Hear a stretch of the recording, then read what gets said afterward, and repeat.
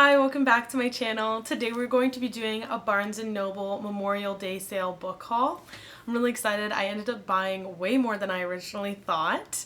But this year, Barnes & Noble for Memorial Day was doing 30% off of hardcovers, 25% off of paperbacks, and double the points for premium rewards members. But this year, even though there was like this big sale going on, none of the deals really applied to the books that I wanted to buy.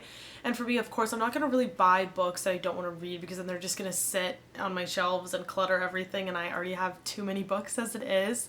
But I did end up getting double the points for each book. So instead of 1 point per book, it was 2 points per book.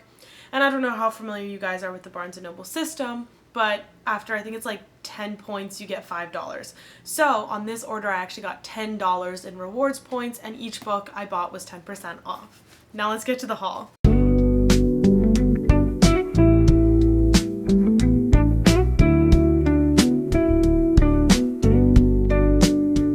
So these are my boxes. I'm very excited. In total, I spent way too much money, but I had a gift card for $100. So in reality, I only spent about $64 of my own. And that was actually to like renew my membership as well. So first up, I'm going to start off with this tiny box. And in here we have a picture of Dorian Gray by Oscar Wilde. I'm really excited about this book. I don't know how long you guys have been following my channel, but I'm in the midst of doing a life list series, and one of my goals on that list is to read 10 classic literature novels. And this is one of the ones on my list. It's a picture of Dorian Gray, and I'm very, very excited. So this was a good one for me to get. Now we move on to the big box. So first we have Jane and Eyre by Charlotte Brontë.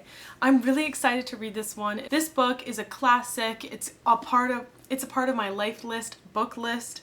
It's about Jane's journey to finding equality and freedom in the oppression of her aunt's home, and I'm really excited to read this one. It has been on my list for a long time. Next in this box we have Dracula and Frankenstein. Dracula is by Bram Stoker and Frankenstein is by Mary Shelley.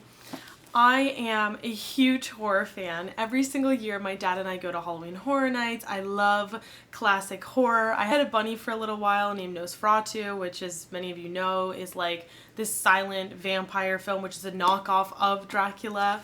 So I'm really excited for both of these books. Frankenstein I'm not like as familiar with, but of course everyone knows the story, and I could not be more excited to kind of get into this like gothic literature horror vibes. And both of these books are also on my life list book list. Next we have The Glass Castle by Jeanette, and this book is actually a memoir. I am not the biggest memoir person, but this book was highly recommended. It's won a bunch of awards, including the Christopher Award, the Books for a Better Life Award, New York Times Notable Book, and it's got 3 years on the New York Times bestseller list. So I'm really excited to give this one a chance. It kind of follows her and her siblings, and it kind of follows their father's journey with sobriety and alcoholism and just the family dynamics, and I'm really excited to read this one. Next I have The Great Alone by Kristin. I have read so many of her books and I cannot recommend them enough.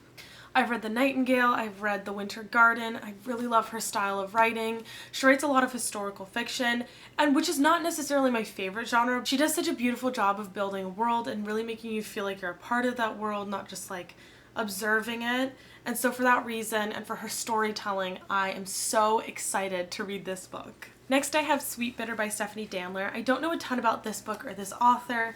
What I do know is that it's a coming-of-age story, and it follows this 22-year-old waitress as she finds herself and explores living life in New York City. I'm really excited for this one. I've seen a lot about it on TikTok actually, and a lot of the comments are like, oh, this book was so great to read in my 20s as a young woman. So I think that this one is going to be really exciting as well. For my last intellectual book, I have Giovanni's Room by James Baldwin.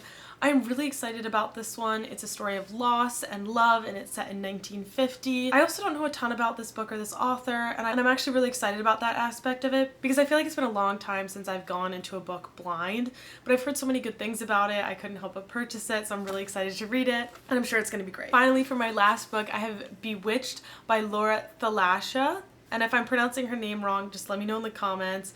But I'm really excited for this one. It follows a young witch trying to get into an academy, and I'm just really excited to read something more on the fantasy vein of things. I feel like recently I've been reading a lot of nonfiction, so this is going to be something really exciting. It's going to be a de-stressor for my mind, just something relaxing and fun. Alright, so this brings me to the end of my book haul. In total I spent about $164, including renewing my membership, but I had a gift card, so really I only spent $64, which in my mind, as someone who likes collecting books, is a steal. I've always believed that reading books is a hobby and buying books is a separate hobby, and I'll stand by that until probably the day I die. But this is a lot of fun, and I promise my May book recap will be coming along soon, so look out for that.